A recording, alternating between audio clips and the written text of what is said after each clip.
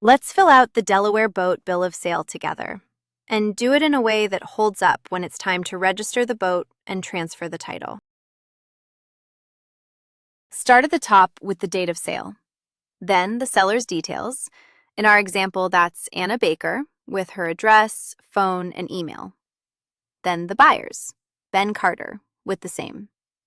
2 quick habits. Enter each name exactly as it appears on that person's ID and on the title.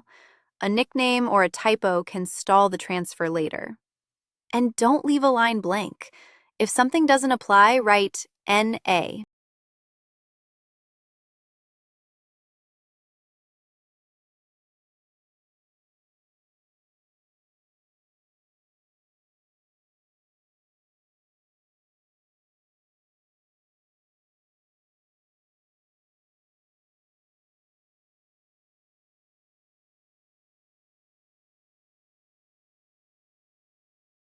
Next, describe the boat, the make, the year, and the color.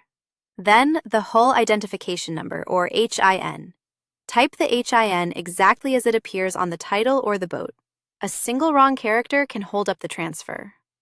Then, the engine hours. Write the exact number, not a rounded guess. Now, the purchase date and the sale price. In our example, $8,500, paid all at once, by check, with taxes included. Write the real price.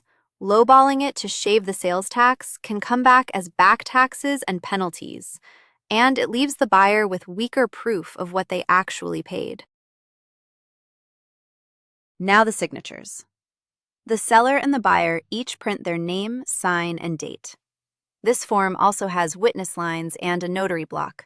Use them only if your state requires it, or add a witness for extra proof. Then make 2 copies. Each side keeps a signed one. All right, let's walk through what Delaware requires for a boat bill of sale. First, let's talk about the title. The seller must complete the Assignment of Certificate of Title section on the back of the title. And if there is a lien involved, the buyers must also complete the lien section on the back of that same title. Now, for signatures and identification. All buyers must sign the application, and all applicants must provide their driver's license number and date of birth.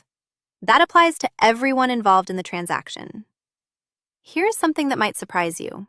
Delaware titles do not require a notary, so you can skip that step entirely. Regarding the sale price, the reverse side of the Delaware title does not actually indicate the purchase price, so you won't find a dedicated spot for that on the title itself. Remember, this is general information, not legal or tax advice.